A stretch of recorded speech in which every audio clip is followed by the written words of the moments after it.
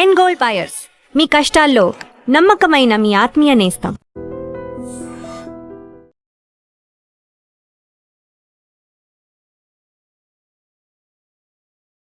Welcome to iDream. International affairs పై ఈరోజు మన guest major SPS Oberoi, Ekam IAS academy director.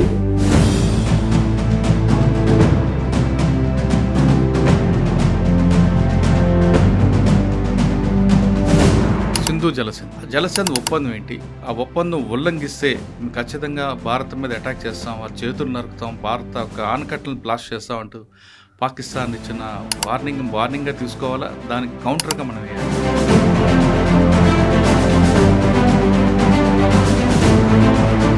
Indus జలసంధి మీద ఇంత టఫ్ స్టాండ్ తీసుకున్న ఏకైక ప్రధానమంత్రి మన మోదీ గారు.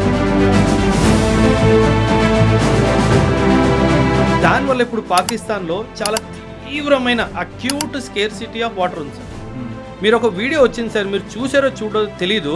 వీళ్ళు డ్రైనేజ్ మూతలు తీసుకొని అందులోంచి వాటర్ తీసుకుంటారు. ఈ టెర్రరిజం ఆపేసి నేను నీకు వాటర్ ఇచ్చేస్తాను. దీన్ని క్రిటికల్ రిసోర్స్ చోక్ హోల్డ్ అంటారు. హాఫీజ్ సయీద్, లష్కర్ ఏ తైబా అండ్ జైషే మొహమ్మద్ మౌలానా మసూద్ అజర్, వీళ్ళిద్దరిని నన్ను అప్పగించు, ఆ రోజు నేను ట్యాప్ ఇప్పేస్తాను. ఎంత స్ట్రాంగ్గా వాటర్ని ఒక వెపన్లా మార్చేసి, బాధ్యత లేని ప్రభుత్వము, బాధ్యత లేని నేతలు. మేము ఇండియాలో డ్యామ్ని బాంబు పెట్టి పేల్చేస్తాం అన్నాం. వాళ్ళ దగ్గర ఉన్న బాంబు ఇక్కడ దాకా వచ్చే కెపాసిటీ ఏ బాంబు? మణిపూర్ మళ్ళీ తగలబడుతుంది. ఆ రెండు ట్రైబల్ మైతీస్ అండ్ కుకీస్ ఎవరైతే ఉన్నారో సార్, వాళ్ళ మధ్య ఐకమత్యం తీసుకురావాలి. అది మాత్రం వచ్చేంత వరకు మణిపూర్లో శాంతి రాదు సార్. వాళ్ళకి ఆ ఫైటింగ్ స్పిరిట్ వాళ్ళకి న్యాచురల్గా ఉంది సార్. కత్తులు, కటార్లు, ఆయుధాలకి వాళ్ళకి యాక్సెస్ ఉండడం వల్ల. అమెరికా ఇరాన్ వార్, దానివల్ల నష్టం వాళ్ళకా వీళ్ళకా లేదా మనకా? సార్ అందరికీ నష్టం ఉంటుంది సార్. 2024-25 ముందు ఇరాన్ వరల్డ్ మ్యాప్లో ఎక్కడుంది అంటే కూడా చాలామంది తెలుసు. సింగిల్ హ్యాండెడ్లీ ఇజ్రాయెల్ని అమెరికాకి, మిగతా మిడిల్ ఈస్ట్ కంట్రీస్ అందరికీ కన్ను చూపించింది. అమెరికా వార్ని ఇంటెన్సిఫై చేస్తుంది కానీ సస్టైన్ చేయలేదు, తనకు అంత కెపాసిటీ లేదు. ఈ నెక్స్ట్ 5 yearsలో Iran will come out as a super power in the middle east. 1975లో Indira Gandhi విధించిన ఎమర్జెన్సీ, అది బుక్స్లో రావడం, దాని మీద మీ ఒపీనియన్ చెప్పండి. నేనేమంటానంటే సార్, యాజ్ ఎ సోల్జర్గా నేను మాట్లాడుతున్నాను సార్. ప్రభుత్వాన్ని దూషించడం అనేది నా ఉద్దేశం కాదు. పర్వాలేదు, పెట్టుకోండి, ఎమర్జెన్సీ చాప్టర్ పెట్టుకోండి. కానీ దానికన్నా ముఖ్యంగా అవసరమైన చాప్టర్లు ఏంటి? మనం 1947-48 యుద్ధం ఎలా గెలిచాం? 1962 వార్ మనం చైనాతో ఎందుకు ఓడిపోయాం? దానికి కారణాలు ఏంటి?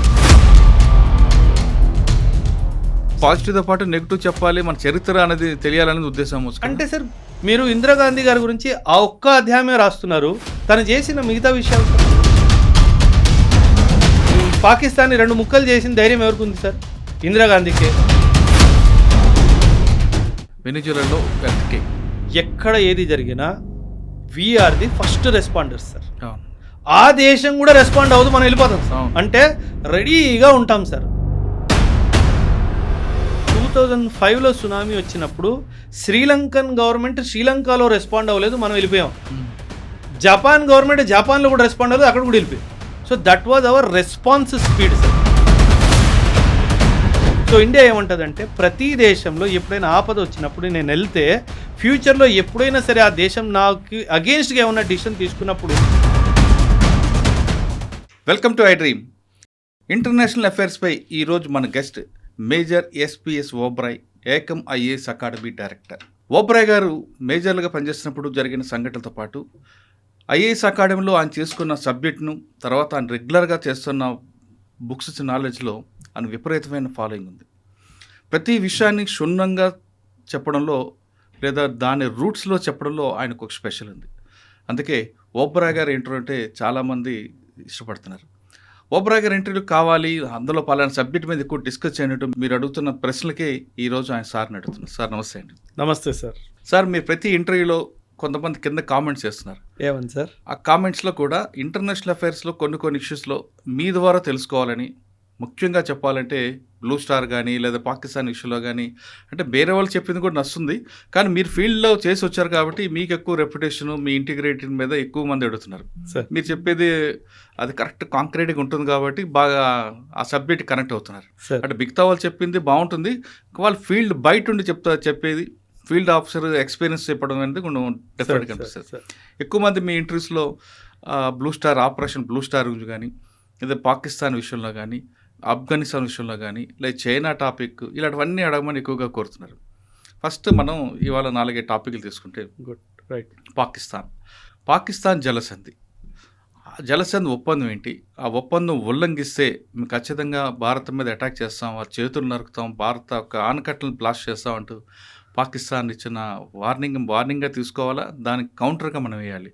అంటే అసలు పాకిస్తాన్ జలసంధి టాపిక్ వెళ్ళే ముందు అసలు పాకిస్తాన్, కాశ్మీర్ అనేది పాకిస్తాన్దా కాదా, అసలు ఆ పీఓకే మీద మనకున్న స్టాండర్డ్స్ ఏంటి, వాళ్ళకున్న స్టాండర్డ్స్ ఎందుకు ఎక్కువగా జరుగుతుంది, అదే పీఓకే మీద బలూచిస్తాన్ కూడా ఈ మధ్యన వాళ్ళు కూడా వారు చేస్తున్నారు. దీని మీద మీరు క్షుణ్ణంగా చెప్పండి. ఒక 20 క్వశ్చన్లు అడిగేశారు సార్. ఒక్కొక్క క్వశ్చన్ గురించి మాట్లాడదాము. ఆపరేషన్ బ్లూ స్టార్ మీద ఎప్పుడైనా ఒక లాంగ్ వీడియో చేద్దాం, రైట్? అంటే దాని రూట్స్ నుంచి కొన్ని విషయాలు మాట్లాడదాము, ఎందుకు అది జరిగింది. ఎందుకంటే ఎస్పెషలీ ఒక సిక్ లాగా నేను మాట్లాడడం చాలా అవసరం. సో దాని గురించి ఖచ్చితంగా ఫ్యూచర్లో మేబీ నెక్స్ట్ వీక్ ఆ వీడియో చేద్దాం. ఒక ప్రశ్న నేను స్టార్ట్ చేస్తాను సార్. పాకిస్తాన్కి కశ్మీర్ మీద అసలు అధికారం ఏంటి? ఇది బేసిక్ ప్రశ్న సార్. దీనికి అసలు ఏ ప్రమాణమే లేదు సార్. కశ్మీర్ పాకిస్తాన్ది అని పాకిస్తాన్ చెప్పుకోవడానికి పాకిస్తాన్ దగ్గర అసలు ఏ ప్రమాణమే లేదు. కేవలం ఒకే ఒక ప్రమాణం ఉంది సార్. ఏంటంటే 1947లో ఇండియా పాకిస్తాన్ 2 దేశాలుగా విభజించబడ్డాయి సార్, రైట్? అప్పుడు ఇండియన్ ఇండిపెండెన్స్ యాక్ట్లో ఏం రాసింది అంటే ప్రిన్స్లీ స్టేట్స్ దగ్గర ఆప్షన్ ఉంది.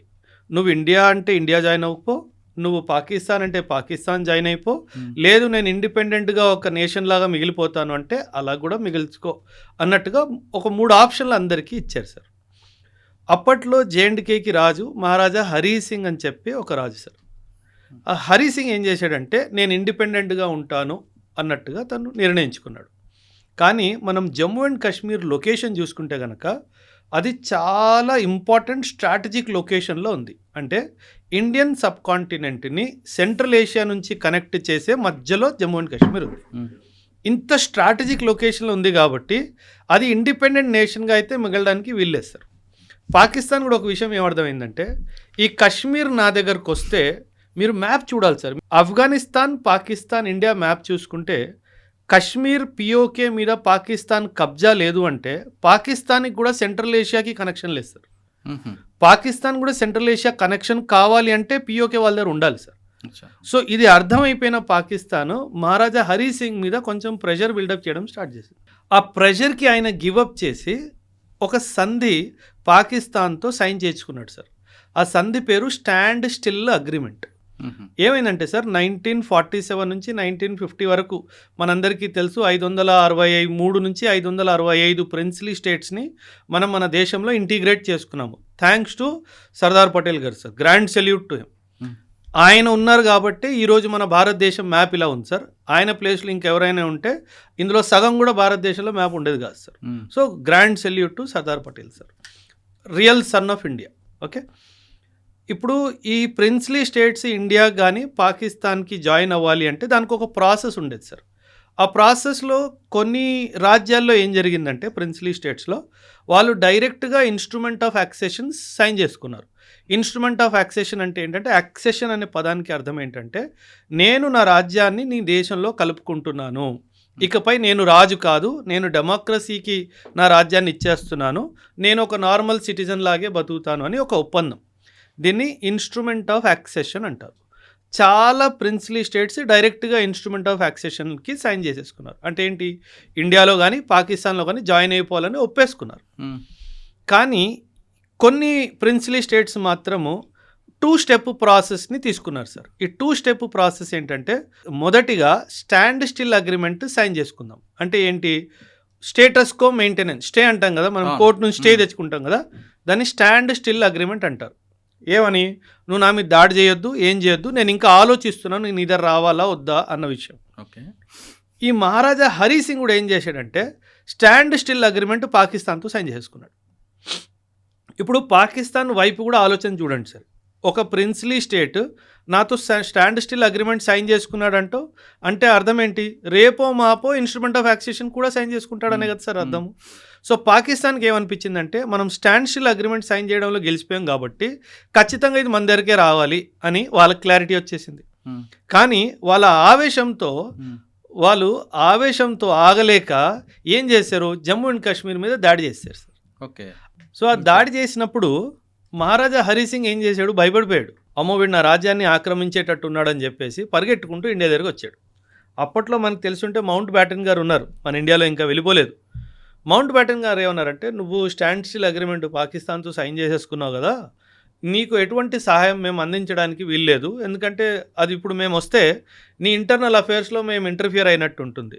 ఒక షరతు ఉంది, నువ్వు ఇన్స్ట్రుమెంట్ ఆఫ్ అక్సేషన్ మాత్రం ఇండియాతో సైన్ చేసుకున్నావంటే ఖచ్చితంగా అప్పుడు మేము మీకు సాయానికి వస్తామని చెప్పారు. ఇప్పుడు ఒకవైపు పాకిస్తాన్ దాడి, ఇంకోవైపు మనల్ని ఒప్పుకోవట్లేదు రావడానికి ప్రొటెక్షన్కి. ఆ కండిషన్లో Maharaja Hari Singh signed the instrument of accession with India. Standstill agreement పాకిస్తాన్తో సైన్ చేశాడు, ఇన్స్ట్రుమెంట్ ఆఫ్ అక్సేషన్ మాత్రం మనతో సైన్ చేశాడు. సో దీనివల్ల ఏం జరిగిందంటే పాకిస్తాన్ ఏమనుకుంది, నాకు మోసం జరిగింది, నాకు రావాల్సిన ఒక రాజ్యము అక్రమంగా ఇండియాకి వెళ్ళిపోయింది, ఎందుకంటే అక్కడ రాజు తప్పుగా ప్రవర్తించాడు అనే ఉద్దేశం. సో ఈ బ్యాక్గ్రౌండ్లో ఈ యొక్క వార్ అన్నది స్టార్ట్ అయిపోయింది సార్. ఆల్రెడీ వాడు వాళ్ళ మీద దాడి చేస్తాడు సార్. ఇప్పుడు ఈరోజు పిఓకే, పాకిస్తాన్ దగ్గర ఉన్న పిఓకే ఈయన ఇన్స్ట్రుమెంట్ ఆఫ్ అక్సేషన్ సైన్ చేసే ముందు వరకు ఆల్రెడీ వాళ్ళు ఆక్రమించుకున్నది. ఒకవేళ స్టాండ్ స్టిల్ అగ్రిమెంట్ సైన్ చేయకుండా డైరెక్ట్గా మన దగ్గరకు వచ్చిన ఈరోజు పిఓకే అంతా మన దగ్గర ఉండేది. సో అక్కడ చాలా పెద్ద తప్పు మహారాజా హరి సింగ్ చేశాడు సార్. దానివల్లే ఇన్ఫ్యాక్ట్ ప్రాబ్లం వచ్చింది. కానీ ఇక్కడ ఇంకొక ప్రాబ్లం ఉంది సార్. నేను ఇందాక మాట్లాడుతూ స్టార్టింగ్లో సర్దార్ పటేల్ గారికి ఒక గ్రాండ్ సెల్యూట్ అని చెప్పాను సార్. ఆయన ఉన్నారు కాబట్టి ఈరోజు నార్త్ ఈస్ట్ ఇండియాలో ఉంది సార్. లేదంటే ఈరోజు మొత్తం నార్త్ ఈస్ట్ వేరే దేశాల్లాగా ఉండేది సార్. అలాంటిది మొత్తం ప్రిన్స్లీ స్టేట్స్ ఇంటిగ్రేషన్ బాధ్యత అంతా సర్దార్ పటేల్ గారు తీసుకున్నప్పుడు నెహ్రూ గారు ఒక తప్పు చేశారు సార్. తప్పు చేశారంటే ఒక నిర్ణయం తప్పైంది సార్. జమ్మూ అండ్ కాశ్మీర్ది నేను చూసుకుంటాను, నువ్వు ఇబ్బంది పడకు అని చెప్పారు సార్. అక్కడ జరిగింది అతిపెద్ద తప్పు సార్. ఎందుకంటే అక్కడ చాలా టైం డిలే అయిపోయింది సార్. టైం డిలే అయిపోవడం వల్ల ఇంకా వీళ్ళు ఏం చేయాలో అర్థం కాక పాకిస్తాన్ వాడు దాడి చేయడం జరిగింది. సో ఆ జేఎండ్కే ఇంటిగ్రేషన్ కూడా సర్దార్ పటేల్ గారి మీద వదిలేస్తే అసలు ఈ తలకై నొప్పి ఉండేది కాదు సార్. సో అక్కడ చాలా పెద్ద కీలకమైన నిర్ణయం సార్. ఇప్పుడు మహారాజా హరి సింగ్ కూడా మనసు మీరు అండర్స్టాండ్ చేసుకోవాలి సార్. ఇప్పుడు ఆయన ఒక హిందూ రాజు సార్. హరి సింగ్ పేరు హిందూ కదా సార్. కాకపోతే జేఎండ్కే పాపులేషన్ 1947 వచ్చేసరికి ముస్లిం పాపులేషన్ అయిపోయింది మ్యాక్సిమం, నాట్ కంప్లీట్గా బట్ మెజారిటీ వాళ్ళది. కానీ మనం పాస్ట్లోకి వెళ్ళిపోతే మెజారిటీ వాళ్ళది కాదు, ఆ తర్వాత జరిగింది, క్రమంలో జరిగింది అది ఒక 300-400 years.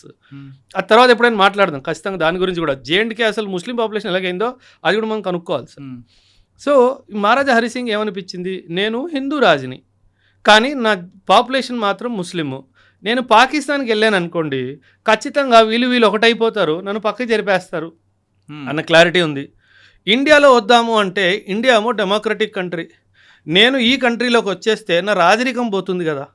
సో ఆయన కూడా చాలా గేమ్స్ ఆడాడు, దానివల్ల చాలా డిలే అయిపోయింది సార్.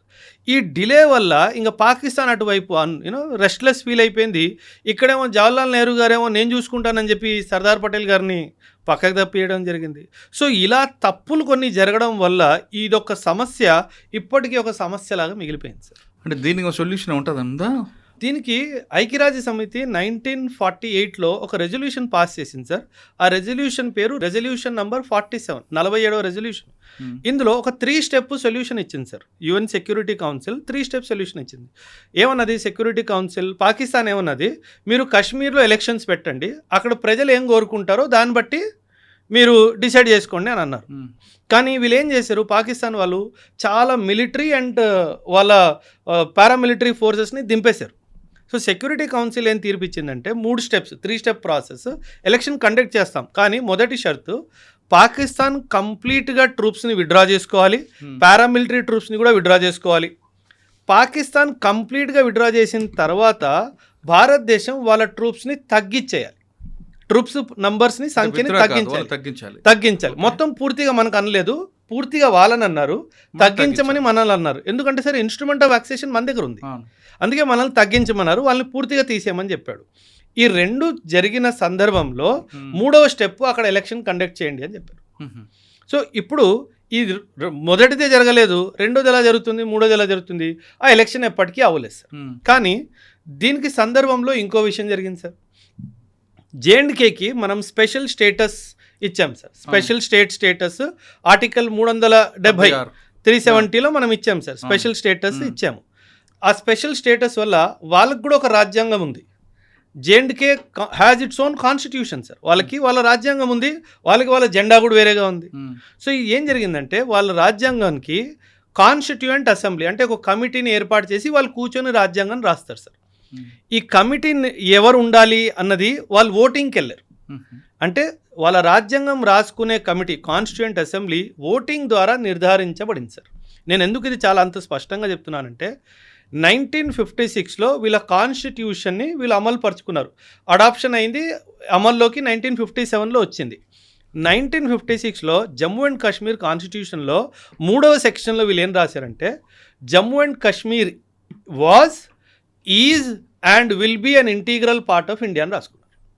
అంటే ఐక్యరాజ్య సమితి ఎలక్షన్ గురించి మాట్లాడింది, దేనికి ప్రజలకు ఏం కావాలి అని.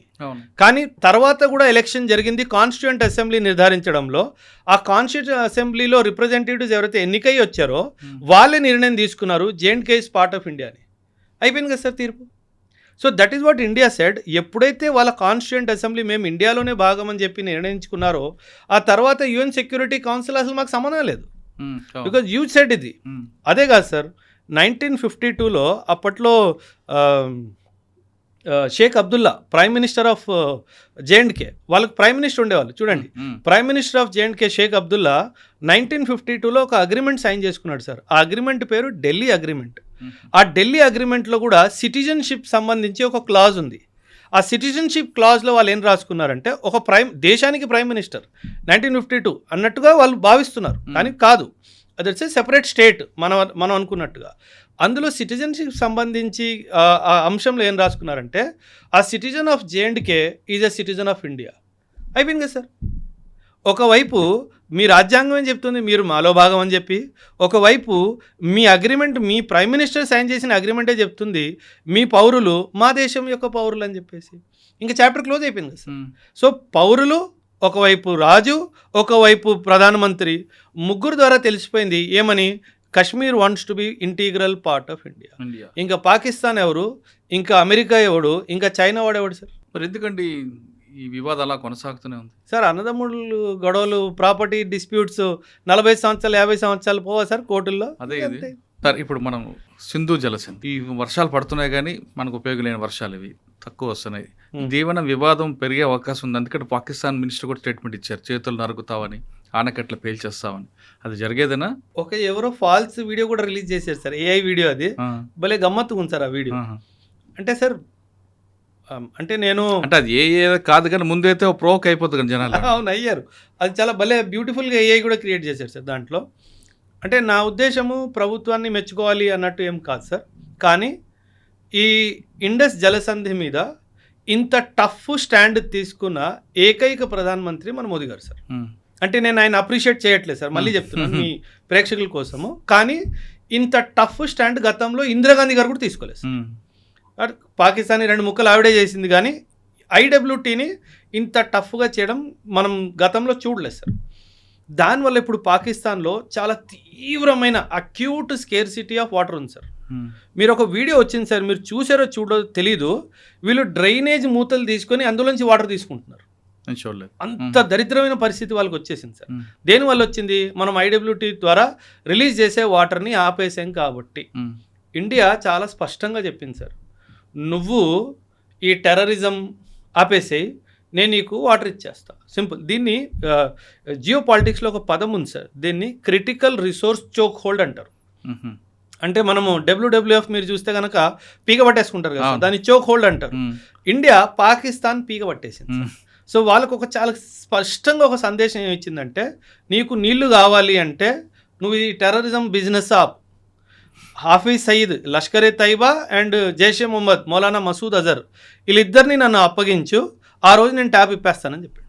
ఆ రోజు వరకు ట్యాబ్ ఇప్పే ప్రసక్తే లేదు. పాకిస్తాన్లో ఎంత స్కేర్సిటీ ఉంటుంటే సార్, మీరు అన్నట్టుగా పార్లమెంట్లో ఒక మినిస్టర్ మాట్లాడుతూ, నేను మన దేశానికి ఒక మినిస్టర్ని, నేను నా పూర్తి ఇన్ఫ్లుయెన్స్ వాడి కూడా నా కాలనీకి నా ఇంటికి ఒక వాటర్ ట్యాంకర్ తెప్పించుకోలేకపోయినా అన్నాడు. అవును, అంటే విన్నారు కదా మీరు. అంటే మనం చూడండి ఎంత స్ట్రాంగ్గా వాటర్ని ఒక వెపన్లా మార్చేసాం సార్. కనీసం ఇప్పుడైనా వాడికి బుద్ధి రావాలి కదా సార్. ఇప్పుడేమంటాడు, ఒరే మేము ఇచ్చేస్తామని చెప్పినా సరే ఒక అర్థం ఉంది కదా, ఇమీడియట్గా ప్రజలకి ప్రాబ్లం అవుతుంది. అక్కడ బాధ్యత లేని ప్రభుత్వము, బాధ్యత లేని నేతలు సార్ అక్కడ.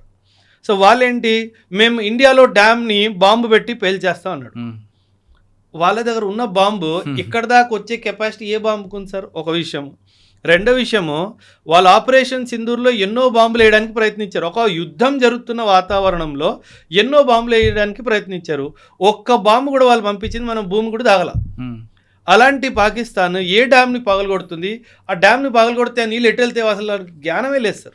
సార్ ఇప్పుడు ఇక్కడ రెండు ప్రశ్నలు అంటే, దేశ ప్రజలందరూ నీళ్ళ కోసం విలవిలాడిపోతున్నప్పుడు ఆ ప్రాబ్లం ఎలా సాల్వ్ చేయాలని చూడాలి తప్ప, పక్కింట్లో వెళ్ళి వాడింట్లో దొంగతనం చేస్తాను, వాడు తాగుతూ నీళ్ళ కుండని బ్రేక్ చేస్తానని చెప్పడం అనేది ప్రభుత్వం యొక్క పెద్ద తప్పు.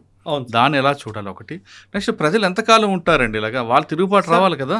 తిరుగుబాటు అంటే సార్, పాకిస్తాన్లో ఏంటంటే సార్, మీరు పాకిస్తాన్ వ్యవస్థని కూడా అర్థం చేయాలి. మంచినీటికి కూడా కటకలాడిపోయినప్పుడు ఇంక ప్రజలు ఎందుకండి అక్కడ అంత బాధలు కదా సార్. పాకిస్తాన్లో ఏంటంటే సార్, అరే ఇండియాకి ఊపర్ హమ్ అటాక్ కరెంగే అంటే వాడికి ఫుడ్ ఇవ్వకపోయినా పర్వాలేదు.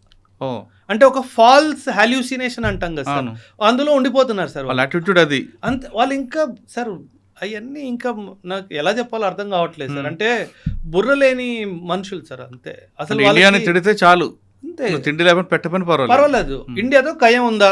ఉంది, చాలా గుడ్, నేను హ్యాపీ. ఫుడ్ లేదు, బెడ్ లేదు, వాటర్ లేదు, గ్యాస్ లేదు, ఎలక్ట్రిసిటీ లేదు, కుకింగ్ ఆయిల్ లేదు, ఏమీ లేదు, పర్వాలా ఇలాగే. అంటే వాళ్ళు, మనము వరదలు వచ్చినప్పుడు పులిహోర ప్యాకెట్లు పంచుతాం కదా సార్, ఆ పులిహోర ప్యాకెట్ల వెనకాల పరిగెట్టుకుంటూ వాళ్ళు టైం గడిపేస్తున్నారు సార్. అంటే నా దేశము నాకేమిచ్చింది అని ప్రశ్నించాలి అన్న ఒక ఆలోచన కూడా వాళ్ళకి రావట్లేదు. అంటే వాళ్ళు ఎంత మూర్ఖుల్లా మారిపోయారు. మూర్ఖులు అనే పదం కన్నా, అంటే గత ప్రభుత్వాలు వాళ్ళు ఏ విధంగా అణిచివేసే ఆ పద్ధతులకు అలవాటు పడిపోయినా అంతే సార్. అంతే కదా సార్. ఇప్పుడు వాళ్ళు కూడా చదువుకొని వస్తే వాళ్ళకి ఆలోచన వస్తుంది సార్. మీరు కొన్ని వీడియోస్ ఉంటాయి సార్ యూట్యూబ్లో, చూస్తారో చూడరో, రోజు గుర్రానికి ఒక ప్లేస్లో కట్టేస్తారు సార్. ఇంకో రోజు యజమాని ఏం చేస్తాడంటే కట్టినట్టు నటించేసి వెళ్ళిపోతాడు. కట్టలేదు, వాస్తవానికి కట్టలేదు, నటించి వెళ్ళిపోయాడు. ఆ గుర్రం రోజంతా అక్కడే నిల్చొని ఉంది. ఏమనుకొని నన్ను కట్టేసి వెళ్ళాడు కదా అని. ఆ గుర్రానికి పాకిస్తాన్ ప్రజలకి ఏ తేడా లేదు. ఇప్పుడు మన దేశంలో చిన్న తప్పు జరిగినా మోదీ గారిని ప్రశ్నిస్తారు. ప్రశ్నించే హక్కు మనకి మన రాజ్యాంగం ఇచ్చింది. అది మోదీ గారైనా, సీఎం అయినా, పిఎం అయినా, డిఎం అయినా, ప్రతి ఒక్కరిని ప్రశ్నించే హక్కు మనకి రాజ్యాంగం ఇచ్చింది. అక్కడ కూడా ఇచ్చింది, కానీ ఆ హక్కు ఉంది అని చెప్పి వాళ్ళకి ఎవరు తెలియజేయట్లేదు ఎవరు వాళ్ళకి. సో అందుకే వాళ్ళు ప్రజల్లో అవగాహన కల్పించే బాధ్యత ప్రభుత్వం తీసుకోలేదు. అంటే వాళ్ళు ఎడ్యుకేట్ అయితే వీళ్ళు ప్రభుత్వం తిరగబడతారని. అందుకే అక్కడ ఎడ్యుకేషన్కి అంత వెయిట్ లేదు సార్. వాళ్ళు ఏంటంటే మూర్ఖుల్లా పుట్టారు సార్. ఒక సింపుల్ స్పిరిచువల్ మాట సార్, ఆ దేశానికి పునాది ఒక అబద్ధం సార్. పునాది అబద్ధం అయినప్పుడు మీకు గ్రోత్ కానీ ఒక పాజిటివ్ థింకింగ్ కానీ ఎలా వచ్చేస్తుంది సార్? ఎందుకంటే పునాది అబద్ధం కాబట్టి వాళ్ళు అలాగే ఉండిపోయారు, మనం ఎక్కడికో వెళ్ళిపోయాం సార్. సో పాకిస్తాన్కి మనకి ఆర్థికంగానో, సామాజికంగానో, పొలిటికల్గానో, రాజరికంగానో అసలు దేంట్లో అసలు కంపారిజనే లేదు సార్. మన భారతదేశ ఆనకట్ల మీద బాంబులు చేయడం అనేది వాళ్ళ మభ్య పెట్టడానికే సార్. దీపావళి వస్తుంది సార్, కొన్ని 2-3 నెలలు పోతే దీపావళి వస్తుందేమో. అందులో ఒక మిర్చి పటాకా అని ఉంటుంది. అవును, 5 రూపాయల ప్యాకెట్ వచ్చేది నేను చిన్నప్పుడు ఉన్నప్పుడు. ఇప్పుడు ఎంతకు వస్తుందో నాకు ఐడియా లేదు. వాళ్ళ దగ్గర మిర్చి పటాకాలు కూడా సరివేనీ లేవు సార్, అన్ని చైనా తుపాస్ పటాకాలు. వాళ్ళు సార్ మీకు గుర్తుందో లేదో, ఆపరేషన్ సింధూర్ అప్పుడు వాళ్ళు పంపించిన మిజైల్స్ పేలకుండా వచ్చినట్టు వచ్చి మన దగ్గర పడిపోయాయి. అంటే మనము చైనా ఫోన్ని కూడా నమ్మం సార్, వాడు చైనా బాంబునే నమ్ముతున్నాడు. వాడు ఎంత పెద్ద ఏదో అక్కడే క్లారిటీ వచ్చేసింది కదా సార్. సో వాడు ఏముంది సార్ వాడి దగ్గర. సరే, సింధు జల సంగతి కాస్త పక్కన పెడదాం సార్. ఆఫ్ఘనిస్తాన్కి మన మెడికల్ కిట్లో డ్రోన్లు పంపిస్తున్నాం ఒక ఎలిగేషన్ సార్. నేను ఒక మాట చెప్తున్నా సార్, పాకిస్తాన్ వాళ్ళు ఎలా అంటే సార్, వాళ్ళ లీడర్షిప్ ఎలాగైపోయిందంటే, ఈ రోజు రాత్రి పడుకున్నాము తాగేసి కళ్ళు ఏమొచ్చింది అది వాగేయాలి రేపు పొద్దున్న లేసి. అంటే ఒక సైంటిఫిక్ అనాలిసిస్ లేదు, ఒక ఆబ్జెక్టివ్ అనాలిసిస్ లేదు, ఒక లాజికల్ రీజనింగ్ లేదు, ఏమీ లేదు సార్. ఇండియా ఆఫ్ఘనిస్తాన్కి ఈ రోజు కాదు సార్, 2001 నుంచి మెడికల్ ఎయిడ్ మనం ఆఫ్ఘనిస్తాన్కి అందిస్తున్నాం సార్. ఆఫ్ఘనిస్తాన్లో ఎన్నో గొప్ప పనులు మనం చేసాము. వాళ్ళ పార్లమెంట్ బిల్డింగ్ కానీ, వాళ్ళ డ్యామ్లు కానీ, వాళ్ళ బ్రిడ్జ్లు కానీ, వాళ్ళ రోడ్లు కానీ, వాళ్ళకి అంబులెన్సెస్ కానీ, నర్సింగ్ సపోర్ట్ కానీ, మెడికల్ కిట్ సపోర్ట్ కానీ ఎన్నో మనం ఆఫ్ఘనిస్తాన్కి అందిస్తున్నాం సార్. ఫర్ ఎగ్జాంపుల్ సార్, వాడు అలిగేషన్ ఏంటి, ఆఫ్ఘనిస్తాన్కి మన భారతదేశము డ్రోన్లు సరఫరా చేస్తుంది సార్. ఆ మెడికల్ బాక్స్లో పెట్టి పంపించాల్సిన అవసరం నా కర్మ నాకేం వచ్చింది సార్, నేను ఓపెన్గా ఇస్తా. మా పిఎం వాళ్ళ పిఎంకి అరే బాబు తీసుకోరా డ్రోన్ అని చెప్పి ఫోటోగ్రాఫ్ తీసి మరి ఇస్తా, నాకేం అవసరం. అండ్ అందులో చూడండి సార్ ఎంత మూర్ఖమైన స్టేట్మెంట్, ఇజ్రాయిలీ డ్రోన్ ఆఫ్ఘనిస్తాన్కి నేను ఎందుకు ఇస్తాను సార్, వాడించుకుంటా డైరెక్ట్గా. నేను ఇవ్వాలంటే నా డ్రోన్ ఇస్తా, నేను ఇజ్రాయెల్ డ్రోన్ నేను ఇవ్వాల్సిన అవసరం సార్. ఇజ్రాయెల్ మీకు తెలుసు మొసాద్ కానీ వాళ్ళ డిఫెన్స్ సిస్టమ్ ఎంత బ్యూటిఫుల్గా పనిచేస్తుంది అంటే, ఈ ఎదవకి తెలియకుండానే అక్కడ అన్ని డ్రోన్లు వచ్చేస్తాయి వాళ్ళకి ఇవ్వాలి అన్న ఉద్దేశం ఉంటే. అది ఫర్ ఎగ్జాంపుల్ సార్ ఒక మాట, చలో పాకిస్తాన్ వాగింది నిజమే అనుకుందాం, నేనే చెప్తున్నాను సార్, ఏం పీక్తో పీక్కు అంతే కదా సార్. కానీ ఇచ్చేది మనం మేక్ ఇన్ ఇండియా ఇస్తాం, నీకు దమ్ముంటే ఆపుకో. కాదు ఇవ్వాలనుకుంటే మేక్ ఇన్ ఇండియా డ్రోన్ ఇస్తాం. ఫస్ట్ ఆఫ్ ఆల్ అదే ఇస్తాను సార్. సరో నువ్వు అన్నట్టు ఇజ్రాయెల్దే ఇస్తున్నా, దమ్ముంటే ఆపు. నువ్వేం చేయగలుగుతావు చేసుకో, నువ్వు అరవడం మానే ఫస్ట్. నువ్వు అరుస్తే అరిసావు, ధైర్యం ఉంటే కరిసి చూపించు, అప్పుడు చెప్తాను నీకు ఏ ఇంజెక్షన్ పెట్టాలి. So that is where sir. In fact మీరు వాళ్ళ పార్లమెంట్ మీటింగ్స్ కూడా చూస్తే కనుక మీకు ఒక క్లారిటీ వస్తుంది సార్. వాళ్ళ మినిస్టర్లు వాళ్ళ ప్రభుత్వాన్ని ఎలా దూషిస్తున్నారు. మీకు పంజాబీ అర్థం కాకపోవచ్చు సార్, నాకు అర్థం అవుతుందిగా. నా ఫేవరెట్ టైం పాస్ వాళ్ళ పార్లమెంట్ మీటింగ్స్ సార్. అరే భలే ఉంటాయి సార్, బ్యూటిఫుల్లీ. అక్కడ లేడీస్, అతి ముఖ్యంగా లేడీస్ మినిస్టర్ని బట్టలు తీసేసి మరీ డైలాగులు కొడతారు. అస్సలు వాళ్ళ దగ్గర జవాబే లేదు సార్, దేనికి జవాబు లేదు. కానీ వాళ్ళ ఆర్మీ చేతులు ఉన్నారు కదండి, అది దేశం వల్ల తగలడిపోయింది సార్. సార్ మన దేశంలో ఆర్మీ పాలిటిక్స్ నుంచి దూరం ఉండి ఎంత పెద్ద పాజిటివ్ కాంట్రిబ్యూషన్ చేసిందో మనకు అవగాహన లేదు. నేను ఆర్మీలో 11 సంవత్సరాలు సర్వీస్ చేశాను కదా సార్. ఆర్మీ ఆఫీసర్స్ మెస్సులో 2 విషయాలు డిస్కస్ చేయడానికి అనుమతి లేదు సార్. ఒకటి పాలిటిక్స్, ఇంకోటి రిలీజియన్ సార్. ఈ రెండిటి మీద నువ్వు నోరు తెరిసేవనుకో, commanding officer next day morning భుజం మీద పెట్టేసి చలో అంటాడు. అంటే అంత స్ట్రిక్ట్లీ అవాయిడ్ చేస్తారు. అది వాళ్ళు అక్కడ చెయ్యలేకపోయారు సార్. దానివల్లే వచ్చిన తలకాయ నొప్పి ఇదంతా సార్, ఇంకేం కాదు. ఒక స్టేట్మెంట్ సార్, ఇండియా ఆఫ్ఘనిస్తాన్కి డ్రోన్స్ ఇస్తుంది అన్నారు. ఒరే మూర్ఖుడా, Afghanistan was your friendly country, పాకిస్తాన్కి ఫ్రెండ్లీ కంట్రీ కదా. ఒరే అదే నీకు ఎనిమీ అయిపోయింది, అది నువ్వు గుర్తించి ఫస్ట్. ఎవరు డ్రోన్లు ఇస్తున్నాడు కాదు, నా స్నేహితుడికి డ్రోన్లు నా శత్రువు ఎందుకు ఇస్తున్నాడు అది ఆలోచించి ఫస్ట్. నువ్వు ఇప్పుడు ఒక టైం వస్తుంది సార్, నాకు అజిత్ దోవల్ గారి మీద ఎంత నమ్మకం ఉంది అంటే, ఒక టైం వస్తుంది ఇరానే పాకిస్తాన్ మీద దాడి చేస్తుంది సార్. నేను ఉంటానో ఉన్న ఈ భూమి మీద నాకు తెలియదు సార్. ఒక రోజు వస్తుంది టర్కీయే పాకిస్తాన్ మీద అటాక్ చేస్తుంది సార్. ఒక రోజు వస్తుంది సౌదీ అరేబియాయే పాకిస్తాన్ మీద అటాక్ చేస్తుంది. ఇది జరిగి తీరుతుంది sir. It's only matter of time. జరగాలని కోరుకుందామండి. కానీ అజిత్ దోవల్ గారికి మాట్లాడారు. అవును సార్. మన దగ్గరకు వచ్చేసరికి గతంలో మణిపూర్ టాపిక్ తీసుకుందాం. అవును సార్. దోవల్ గారు ఉన్నారు కాబట్టి అది ఇంటర్నల్గా జరుగుతుంది అని అన్నా, మనం మాట్లాడారు మీరే. కానీ మళ్ళీ మణిపూర్ మళ్ళీ తగలబడుతుంది సార్. మణిపూర్లో సార్ అక్కడ ఒక కరెక్షన్ జరగాలి సార్. ఆ 2 ట్రైబల్ మైతీస్ అండ్ కుకీస్ ఎవరైతే ఉన్నారో సార్, వాళ్ళ మధ్య ఐకమత్యం తీసుకురావాలి సార్. అది మనం ఇన్స్టిట్యూషనల్ మెకానిజం ఎలా చేస్తామో నాకు తెలియదు సార్. బట్ అది మాత్రం వచ్చేంత వరకు మణిపూర్లో శాంతి రాదు సార్. నేను మారాంలో ఉన్నాను సార్, మణిపూర్లో ఒక ప్రాంతము మారాం అని చెప్పేసి. మణిపూర్ ఎలా అంటే సార్, ట్రైబల్ కల్ట్స్, వీళ్ళు కుకీస్, నాగాస్, వీళ్ళందరూ ఏంటంటే సార్, వీళ్ళు వాళ్ళకి ఆ ఫైటింగ్ స్పిరిట్ వాళ్ళకి న్యాచురల్గా ఉంది సార్. ఆ ఫైటింగ్ స్పిరిట్ న్యాచురల్గా ఉండడం వల్ల, కత్తులు కటార్లు ఆయుధాలకి వాళ్ళకి యాక్సెస్ ఉండడం వల్ల ఈ గొడవలు అప్పుడు జరుగుతూనే ఉంటాయి సార్. ఈ గొడవలు ఎప్పుడు అవుతాయి అంటే, ఫస్ట్ వాళ్ళని ఆ కత్తులు కటార్ నుంచి బయటికి తీసుకొచ్చి మెయిన్ స్ట్రీమ్ సొసైటీలో తీసుకురావాలి. వాళ్ళిద్దరిని కూర్చోబెట్టి మాట్లాడే ఒక మనిషి రావాలి. అండ్ ఇది పై నుంచి కింద దాకా ప్రతి ఒక్కడికి ఆ మెసేజ్ పోవాలి సార్. ఓకే. అప్పటిదాకా మణిపూర్లో శాంతి రాదు సార్. సో ఆ మణిపూర్లో శాంతి రావాలంటే చాలా కష్టం. అండ్ వాళ్ళు చాలా హెడ్ స్ట్రాంగ్ ఉంటారు సార్. ట్రైబల్ పాపులేషన్ ఎలా ఉంటుందంటే వన్స్ దే డిసైడ్ వాళ్ళు ఎవరికి వినరు సార్. అదేవిధంగా ఒకసారి నమ్మితే వాళ్ళని దూరంగా చేయలేరు. చేయలేము సార్.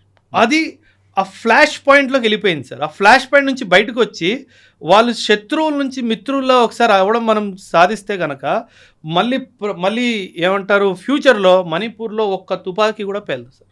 కానీ అది బ్రేక్ అయ్యి అది రావాలి సార్. అప్పటి వరకు మనం ఏం చేయాలి. సరే, మనం ఇంటర్నేషనల్ వెళ్దామండి ఒకసారి. అమెరికా ట్రంప్ ఇరాన్ వార్ మీరే అన్నారు గతంలో. అవును, ఇది కేవలం 1 వీక్ అని. అది ఫీజ్ ఫైర్ ఇప్పుడు మళ్ళీ రిపీట్ అవుతుంది. దానివల్ల నష్టం వాళ్ళకా వీళ్ళకా లేదా మనకా? సార్ అందరికీ నష్టం ఉంటుంది సార్.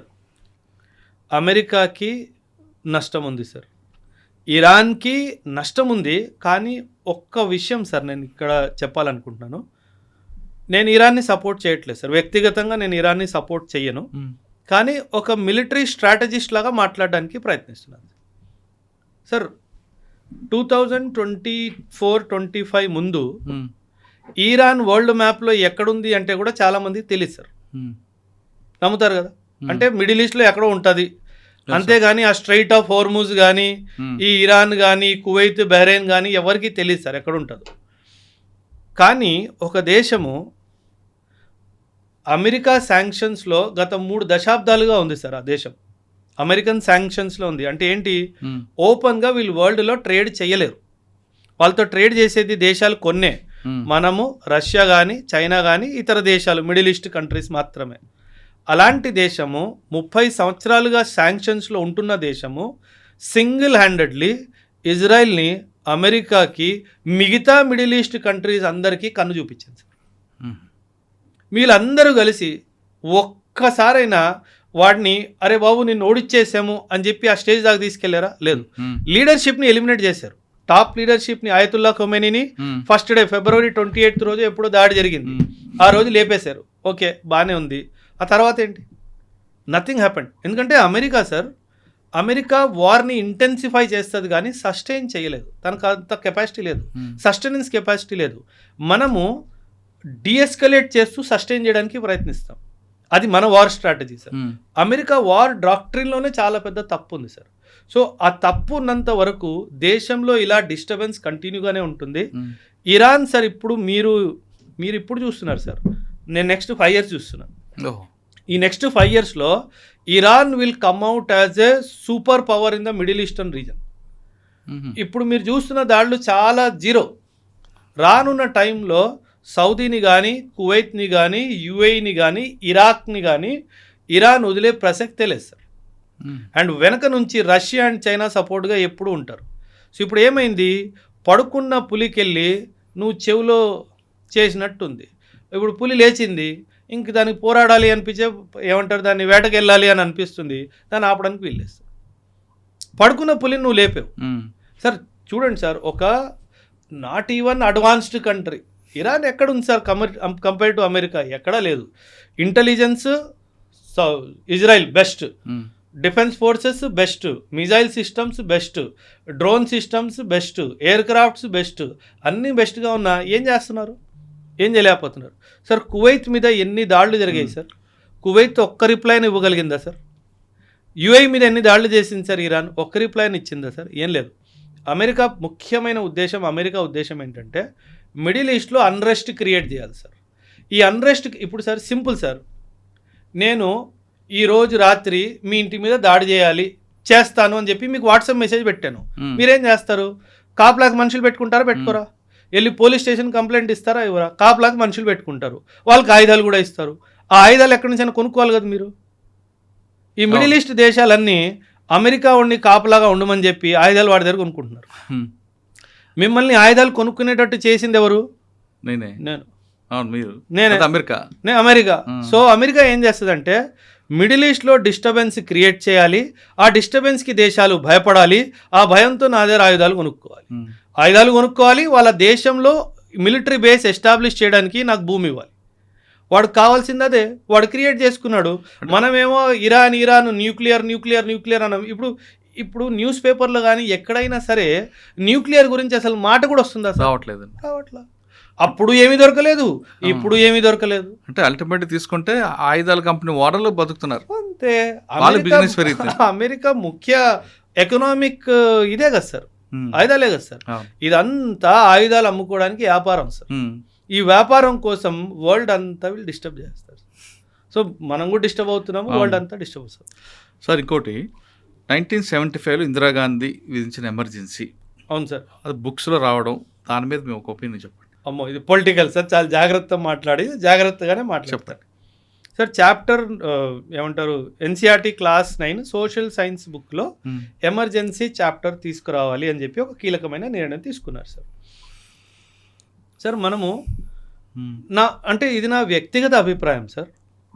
మన ఇంట్లో జరిగిన ఒక చెడు సంఘటనని మనం కప్పివేయడానికి, దాచేయడానికి ప్రయత్నిస్తామా, లేకపోతే ఇంటి బయట బోర్డు పెడతామా?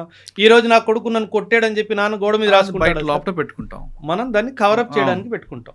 నేనేమంటానంటే ఎమర్జెన్సీ గురించి మన పిల్లలకి, రానున్న జనరేషన్కి చెప్పాలి, తప్పేం లేదు, చెప్పాలి, ఖచ్చితంగా చెప్పాలి. ఎందుకంటే అది మన లోకతంత్రంలో ఒక చీకటి అధ్యాయం సార్, కాదనట్లేదు. 75 to 77 అదొక చీకటి అధ్యాయం. దాని గురించి అంత విశ్లేషణగా టెక్స్ట్ బుక్లో రాసి పిల్లలకి చెప్పి దాని ఒక చాప్టర్ క్రియేట్ చేసి ఇండియాలో డెమోక్రసీ ఒకప్పట్లో లేదు, ఇవన్నీ ఎందుకు చెప్పుకోవాలి సార్? అంటే ఇది ఒక పొలిటికల్ అజెండాలా కనిపిస్తుంది. నేనేమంటానంటే సార్, యాజ్ ఎ సోల్జర్గా నేను మాట్లాడుతున్నాను సార్. అగైన్ మళ్ళీ చెప్తున్నాను, ప్రభుత్వాన్ని దూషించడం అనేది నా ఉద్దేశం కాదు. పర్వాలేదు, పెట్టుకోండి, ఎమర్జెన్సీ చాప్టర్ పెట్టుకోండి. కానీ దానికన్నా ముఖ్యంగా అవసరమైన చాప్టర్లు ఏంటి? మనం 1947-48 యుద్ధం ఎలా గెలిచాము, సైనికులు ఎలా పోరాడారు, పాకిస్తాన్ ఏం చేసింది, 1962 వార్ మనం చైనాతో ఎందుకు ఓడిపోయాం, దానికి కారణాలేంటి, దానికి ఎవరు కారకులు, ఇది 1971లో ఎలా ఇందిరాగాంధీ గారు పాకిస్తాన్ని 2 ముక్కలు చేశారు, 1968లో ఐబీ నుంచి రాని తను ఎలా స్థాపించింది, ఎన్ని గొప్ప కార్యాలు, ఎన్ని గొప్ప ఆపరేషన్స్కి మన విజయాలు చెప్పమంటారు. పాజిటివ్గా చెప్పండి సార్. పిల్లలకి నెగటివ్ ఎందుకు చెప్పాలి అంటాను నేను. పిల్లలకి పాజిటివ్తో పాటు నెగిటివ్ చెప్పాలి, మన చరిత్ర అనేది తెలియాలనేది ఉద్దేశం. అంటే సార్ మరీ అంత విడమర్చి సార్. ఇప్పుడు 25th జూన్ 1975 ఈ ఎమర్జెన్సీ డిక్లేర్ చేయడం జరిగింది సార్. 25th జూన్, నాకు డేట్ సరిగ్గా గుర్తుంటే కనుక ప్రతి సంవత్సరం ఆ రోజు దీని గురించి మాట్లాడతారు కదా సార్. మరి పుస్తకాల్లో మరి రాసుకోవాల్సిన అవసరం ఏమొచ్చింది? ఇప్పుడు పొలిటికల్ ఉందంటారా? కనిపిస్తుంది కదా సార్. ఇప్పుడు మీరు ఇందిరాగాంధీ గారి గురించి ఆ ఒక్క అధ్యాయమే రాస్తున్నారు, తను చేసిన మిగతా విషయాలు సార్.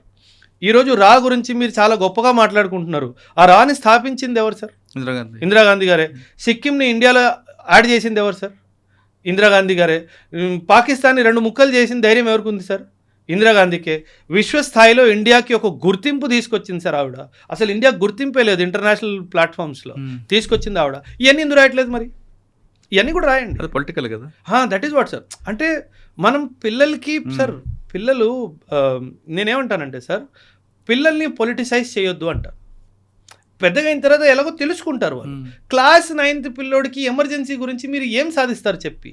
వాడికి ఏం అర్థం అవుతుంది? దాని ఉద్దేశం ఏం అర్థం అవుతుంది? నువ్వు కాలేజీలో పెట్టావంటే ఒక అర్థం ఉంది, ఓకే, వాడు డిబేట్ చేస్తాడు, డిస్కషన్లు చేస్తాడు. క్లాస్ 8th క్లాస్ 9th వాడికి దాని ఇంటెన్సిటీ కూడా అర్థం కాదే. అసలు వాడికి డెమోక్రసీ అంటే ఏమనుకుంటాడు? Government for the people, of the people. ఎందుకు అనుకోవాలి? ఇందిరాగాంధీకి అప్పుడున్న ఇందిరాగాంధీకి మీద నెగిటివ్ అనేది చిన్నప్పటి నుంచి మనుషుల పిల్లల్లో క్రియేట్ చేయడం అనుకోవచ్చు కదా. అంతగా ఉండదు సార్. అంటే పిల్లలు ఇవన్నీ అంత పెద్దగా పట్టించారు. పాలిటిక్స్ ఆ ఏజ్ లో రాదు సార్. నెగిటివ్ మైండ్ సెట్ ని ఎలా డెవలప్ చేయడం కదా, అదొక సార్. అదే పిల్లవాడు పెద్దగా అయిన తర్వాత ఇందిరాగాంధీ గురించి పాజిటివ్ గా కూడా చదువుతాడు కదా. దాన్ని అప్పుడు ఎవరు ఆపలేము కదా. సో నేనేమంటానంటే సార్, ఇప్పుడు 1962 వార్ ఉంది సార్, మనం ఓడిపోయాం కదా సార్. 1962 వార్ మనం ఓడిపోయాం సార్. మన దురదృష్టం ఏంటంటే ఎక్కడైతే మనం ఓడిపోయామో దాని గురించి ఎక్కువ మాట్లాడతాం, ఎక్కడైతే గెలిచామో దాని గురించి ఎవడు మాట్లాడు. 1962 వార్ సార్, చైనా హిస్టరీ బుక్స్లో ఒకే ఒక line we had some differences that led to a conflict with India, అయిపోయింది. మన ఇండియాలో దాదాపు 100 పైగా బుక్కులు రాశారు 1962 వారు. మనం ఎందుకు ఓడిపోయాం, ఎలా ఓడిపోయాం అంటే మనకు ఒక అలవాటు అయిపోయింది. ఏంటంటే ఏమంటారు కదా, మన కంపుని మనం తీసుకొచ్చి పైకి తీసుకొని వచ్చి లోకాన్ని చూపించుకోవాల్సిన మనకు అది అలవాటు అయిపోయింది. కల్చరల్లీ ఇది పోవాలి సార్. ఎమర్జెన్సీలో ఇలా జరిగింది, ఫ్యూచర్లో ఇలా జరగకుండా మనం చూసుకోవాలి. అలా కూడా మాట్లాడవచ్చు. అంటే ఎమర్జెన్సీ నేర్పిన పాఠం ఇది అని కూడా చెప్పుకోవచ్చు. అందులో ఆ ఫ్యాక్టర్ ఉండాలి కదా సార్. అప్పుడు ఉందో లేదో తెలియదు ఇంకా, ఎందుకంటే అది ఇంకా నేను అనుకోవడం ఇంకా బయటికి రాలేదు. అది వస్తే చూడాలి. అందులో ఇది పాఠము, ఇది గుణపాఠము, ఇది ఫ్యూచర్ లో ఉండాలి. ఎందుకంటే 40 ఒక యుద్ధంలో వచ్చే ప్లస్ మైనస్ మనం తీసుకుంటాం కదా సమీక్ష జరిపిన తర్వాత, అది అందరూ అనుకోవచ్చు కదా. ఇది మరి అలా ఉందో లేదో తెలియదు కదా, చాప్టర్ వచ్చాక తెలియాలి. అది బయటికి వస్తేనే కదా మనకి తెలిసేది ఏం రాశారు సార్. ఇండియన్ పాస్పోర్ట్ అది ప్రామాణికమా? దాన్ని మనం ఏ విధంగా చూడాలంటారు? అంటే డిబేట్ ఏంటంటే సార్, అది సిటిజన్షిప్ అంటే లేదండి, కాదు. Indian passport is not a proof of citizenship sir. ఒకటి మీరు గుర్తించాలి. ఎందుకంటే ఇది ఇప్పట్లో కాదు సార్. పాస్పోర్ట్ యాక్ట్ 1967 అనుకుంటాను సార్. 1967 పాస్పోర్ట్ యాక్ట్ చాలా స్పష్టంగా ఏం చెప్తుందంటే passport is not a proof of citizenship, చాలా స్పష్టంగా చెప్తారు. ఎందుకంటే కొన్ని సందర్భాల్లో పాస్పోర్ట్ నాన్ సిటిజన్స్ కి కూడా ఇస్తారు సార్. కొన్ని సందర్భాల్లో డిప్లొమాట్స్ గా పంపించినప్పుడు, అట్లా ఎవరైనా వచ్చినప్పుడు ఇండియన్ పాస్పోర్ట్స్ ఇవ్వడం అవన్నీ కూడా జరుగుతాయి. సో ఆ డైమెన్షన్ లో కొన్ని వర్గాలకి నాన్ సిటిజన్స్ కి కూడా పాస్పోర్ట్స్ ఇవ్వడం జరుగుతుంది. సో అందుకే passport is not a proof of citizenship. In fact మీరు షాక్ అవుతారు, your voter ID card is also not a proof of citizenship. అవునా? కాదు, your voter ID card is not a proof of citizenship. Aadhaar card ఒకటేనా? Aadhaar card కూడా కాదు proof of citizenship. మరి కాదు, ఏది కాదు. ప్రూఫ్ ఆఫ్ సిటిజన్షిప్ ఒకటే sir. NRC, national register of citizens 1951 ఒక్కసారి దాన్ని అప్డేట్ చేశారు 51 సెన్సస్ తర్వాత. ఆ తర్వాత అది అప్డేట్ అవ్వలేదు. మీ ఆధార్ కార్డు మీ ప్రూఫ్ ఆఫ్ సిటిజన్షిప్ కాదు, మీ ఓటర్ ఐడి కార్డు కూడా మీ ప్రూఫ్ ఆఫ్ సిటిజన్షిప్ హోల్లీ కాదు. సుప్రీంకోర్టు ఎన్నో కేసెస్లో దీని గురించి కూడా మాట్లాడింది. అండ్ అదే విధంగా passport is also not a proof of citizenship. Voter card, Aadhaar card మీద ప్రూఫ్స్ చాలా ఉంటాయి కదండి. ఉంటాయి. అది only identity. Aadhaar card identity proof. నువ్వు ఓటర్ ఐడెంటిటీ కార్డ్ ఏంటి? ఎలక్టోరల్ లిస్ట్లో నీ పేరు ఉంది అంతే. ఇప్పుడు ఎందుకు అది ఫుల్లీ సిటిజన్షిప్ సర్టిఫికేట్ కాదంటున్నానంటే, నువ్వు అక్రమంగా కూడా నీ పేరు రాయించుకున్నావేమో. అలాంటప్పుడు అది రేపు తేలిపోతే నీకు సిటిజన్షిప్ ఉండదు కదా. మరి సిటిజన్షిప్ ఏంటి? ఇది చాలా మంచి ప్రశ్న sir. Who is a citizen? మనం రాజ్యాంగం చూసుకుంటే part 2 of the constitution article 5 to article 11 వరకు తన సిటిజన్షిప్ గురించి మాట్లాడుతుంది. సిటిజన్షిప్ అంటే ఏంటి? మన దేశంలో 1950లో మనం రాజ్యాంగాన్ని అడాప్ట్ చేసుకున్నాం. 26 జనవరి 1950. ఆ డేట్ నుంచి 1987 వరకు మీ పేరెంట్స్ ఎక్కడ జన్మించారో వాళ్ళు సిటిజన్స్ కాకపోయినా నువ్వు భారతదేశంలో పుడితే కనుక నువ్వు సిటిజన్. 1987లో 1987 నుంచి 2004 వరకు పేరెంట్స్ ఇద్దరిలో ఎవరో ఒకరు ఇండియన్ సిటిజన్స్ అయి ఉండాలి. దేనికి? నీకు సిటిజన్షిప్ బై బర్త్ రావాలి అంటే. అండ్ 2004 తర్వాత ఇద్దరు పేరెంట్స్ సిటిజన్స్ అయి ఉండాలి. లేదా ఇద్దరు పేరెంట్స్ సిటిజన్షిప్ కాని సమక్షంలో ఒక పేరెంట్ సిటిజన్ అయ్యి రెండో పేరెంట్ ఇల్లీగల్ మైగ్రెంట్ అవ్వకూడదు. ఆ కండిషన్లో నువ్వు by birth after 2004 Indian citizenship నీకు వస్తుంది. అంటే ఇండియన్ సిటిజన్షిప్ బేసికలీ బర్త్ మీద, ముఖ్యంగా బర్త్ మీద, కానీ వేరే డైమెన్షన్స్ కూడా ఉన్నాయి. సిటిజన్షిప్ బై అక్విజిషన్ అవన్నీ ఉంటాయి, న్యాచురలైజేషన్, రిజిస్ట్రేషన్ ప్రాసెస్ అవన్నీ కూడా ఉన్నాయి. కానీ అతి ముఖ్యంగా బై బర్తే సిటిజన్షిప్ లభిస్తుంది. నువ్వు సిటిజన్షిప్ కాదా అవునా అన్నది కేవలం ఒకే ఒక డాక్యుమెంట్ ద్వారా నిర్ధారించబడుతుంది. అది NRC, national register of citizens. అది 1951 తర్వాత మన దేశంలో దాన్ని అప్డేట్ చేయలేదు. అది అత్యవసరమైన ఎక్సర్సైజ్, అది చెయ్యాలి. ఇప్పటి వరకు కేవలం ఒకే ఒక రాష్ట్రం అస్సాంలో ఎన్ఆర్సీని అప్డేట్ చేయడం జరిగింది. ఆ తర్వాత ఎన్ఆర్సీ ఎక్కడ అప్డేట్ చేయలేదు సార్. కానీ చెయ్యాలి సార్. అంటే సార్ 150 కోట్లు మనం సార్ ఒక దాంట్లో నంబర్ 1 చెయ్యాలి సార్. అంటే ఎన్ఆర్సీ చేస్తేనే ఇల్లీగల్గా అక్రమంగా ఇండియాలో ఎంతమంది ఉంటున్నారో తెలుస్తుంది సార్. అది చెయ్యాలి. కాకపోతే జనాభా చాలా సార్, 150 కోట్ల జనాభా సార్. సో ఇంతమందికి చెయ్యాలి అంటే అదొక పెద్ద ఎక్సర్సైజ్ సార్. సో దానివల్లనే ప్రాబబ్లీ ప్రభుత్వం దాన్ని చేయాలి అన్న ఉద్దేశం. ఎందుకంటే ఎలాగో ఆధార్ కార్డుతో పని నడిచిపోతుంది, పాస్పోర్ట్తో పని నడిచిపోతుంది అన్న ఉద్దేశంతో బహుశా సైలెంట్గా ఉన్నారేమో. కానీ చేయాల్సిందే సార్. ఎంత జనాభా ఉన్నా చేస్తేనే దేశానికి మంచిది సార్. ఇక మనం ఫ్రెష్ దీంట్లోకి వెళ్దామండి. వెనిజులాలో ఎర్త్క్వేక్. అవును సార్. దాని మీద పాపం ఇన్ఫాక్ట్ ఈరోజు కూడా హెడ్లైన్స్ 188 మంది చనిపోయారు సార్ ఆ ఎర్త్క్వేక్లో. సార్ 188 ఏంటండి, అసలు వేలకు వేలు ఉన్నారు కదా. ఉన్నారు అంటే కన్ఫర్మ్డ్ డెత్స్ 188 కన్ఫర్మ్డ్ డెత్స్ అయ్యాయి సార్. మన ప్రభుత్వం వాళ్ళకి డిజాస్టర్ రిలీఫ్ మెటీరియల్ పంపించింది సార్. సార్ ఒక్క విషయంలో నా దేశానికి నేను గ్రాండ్ సెల్యూట్ సార్. ఎక్కడ ఏది జరిగినా we are the first responders sir. ఆ దేశం కూడా రెస్పాండ్ అవుతూ మనం వెళ్ళిపోతాం సార్. అంటే రెడీగా ఉంటాం సార్. ఎక్కడ ఏం ఆపద వస్తుందో మన వాళ్ళు అక్కడికి వెళ్ళిపోతారు. సార్ మీరు ఏమంటారు షాక్ అవుతారు సార్. 2005లో సునామీ వచ్చినప్పుడు, ఆ 2005లో సునామీ వచ్చినప్పుడు శ్రీలంకన్ గవర్నమెంట్ శ్రీలంకలో రెస్పాండ్ అవ్వలేదు, మనం వెళ్ళిపోయాం అక్కడ. జపాన్ గవర్నమెంట్ జపాన్లో కూడా రెస్పాండ్ అవ్వలేదు, అక్కడ కూడా వెళ్ళిపోయాం. So that was our response speed sir. 2005 ఏమంటారు మనం ఏదైతే ఏమంటారు సునామీలో రెస్పాన్స్ ఇచ్చాము సార్. అవన్నీ పక్కన పెట్టండి సార్. వెనిజులా మనకి 14,000 కిలోమీటర్ల దూరం ఉంది సార్, పక్కన లేదు. 14,000 కిలోమీటర్స్ దూరంలో ఉంది సార్, అక్కడ కూడా వెళ్ళిపోయాం సార్. దీన్ని కూడా చాలామంది క్రిటిసైజ్ చేశారు, మనకేం అవసరము అనేసి. సార్ మనము ఒక culturally rich country sir. And మన ఇండియన్ ఫారిన్ పాలసీలో డిజాస్టర్ రెస్పాన్స్ అనేది ఒక కీలకమైన పిల్లర్ సార్. దాన్ని సాఫ్ట్ పవర్ టూల్ అంటారు సార్. అంటే మనము సార్ ఎప్పుడైనా సరే మీరు ఆపదలో ఉన్నారు సార్, నేను వచ్చి మిమ్మల్ని ఆదుకున్నాను సార్, నా ప్రతి మీ భావన ఎలా ఉంటుంది సార్ ఫ్యూచర్లో? అరే టైంకి వచ్చినప్పుడు నన్ను ఓబ్రాయ్ ఆదుకున్నాడు, నాకు మీరు తిరిగి ఏం చేయకపోయినా నా ప్రతి మీకు ఒక పాజిటివ్ ఫీలింగే కదా ఉంటుంది. సో ఇండియా ఏమంటుందంటే ప్రతి దేశంలో ఎప్పుడైనా ఆపద వచ్చినప్పుడు నేను వెళ్తే ఫ్యూచర్లో ఎప్పుడైనా సరే ఆ దేశం నాకు అగెయిన్స్ట్గా ఏమన్నా డిసిషన్ తీసుకున్నప్పుడు మనస్సాక్షికైనా ఒక్కసారి వాడు గుర్తొస్తుంది, అరే అవసరం ఉన్నప్పుడు ఈడే కదా మనతో నిల్చున్నాడు అని. ఆ డైమెన్షన్లో దాన్ని మనం ఒక సాఫ్ట్ పవర్ టూల్ లాగా మన దేశం కోసం వాడతాం సార్. దాన్ని కూడా మన వాళ్ళు క్రిటిసైజ్ చేసేస్తారు, నీకేం అవసరము, నువ్వు అక్కడ నుంచి ఇప్పుడు నీకు ఆయిల్ కావాలా అందుకేనా నువ్వు అక్కడికి వెళ్ళావు. సార్ వెనిజువేలాలో ఆయిల్ కంట్రోల్ చేసేది అమెరికా సార్. ఆ నికోలస్ మదూరో గారిని లేపుకెళ్ళిపోయారు కదా సార్, అప్పటి నుంచి ఆ వెనిజువేలాని ఆయిల్ కంట్రోల్ చేసేది ఎవరు సార్? అమెరికాని కంట్రోల్ చేసేది ట్రంప్. వాడు బుర్రలేని నడుస్తుంది, ఎవడికి తెలియదు. సో మనం ఎలా వెనిజువేలాలో ఆయిల్ మనకు వచ్చేస్తుందని భావిస్తున్నాం సార్? అది రాదు సార్. సో ఏంటంటే సార్ ప్రతిదాన్ని జియో పొలిటికల్ కోణంలోనే కాకుండా హ్యుమానిటేరియన్ కోణంలో కూడా చూడాలి సార్. అప్పుడే కదా సార్. సార్ మనిషి అంటే ఏంటి సార్? హ్యుమానిటీయే కదా సార్. ఇక్కడ కూడా పాలిటిక్స్ చేస్తే మరి దరిద్రంగా ఉండదు సార్. భూకంపాలు కానీ ఇటువంటి ప్రమాదాలు వచ్చినప్పుడు అది మానవతా హృదయంతో చేస్తాం తప్ప దీన్ని కూడా పొలిటికల్ చేయదంటున్నారు ఓబ్రాయ్ గారు. ఆయన చెప్తుంది అంటే ఈ రోజు కాదు రేపైనా మనకేమైనా కష్టం వస్తే ఆ దేశాల్లో మనకు ఆదుకోపోయినా మన గురించి ఆలోచిస్తారు కాబట్టి ఆ కోణంలో మనం చూడాలంటూ వెనిజులా భూకంపం మీద మన సహాయం గురించి ఓబ్రాయ్ గారు చెప్తున్నారు. మీరందరూ కోరుకున్నట్లుగా బ్లూ స్టార్ మీద ఓబ్రాయ్ గారితో నెక్స్ట్ వీక్ ఉంటుంది. అంతవరకు సెలవు. Thank you sir. Thank you very much. I dreams, this police diaries is something very, very valuable towards that. I must really appreciate Murali, your insights. I Dreams founder and CEO చిన్న వాసుదేవ్ రెడ్డి గారితో Muralidhar crime stories చాలా famous అయిపోయినాయి. గౌతమ్ సవాంగ్ గారు I congratulate him for doing so well, and I congratulate him his boss also. So well.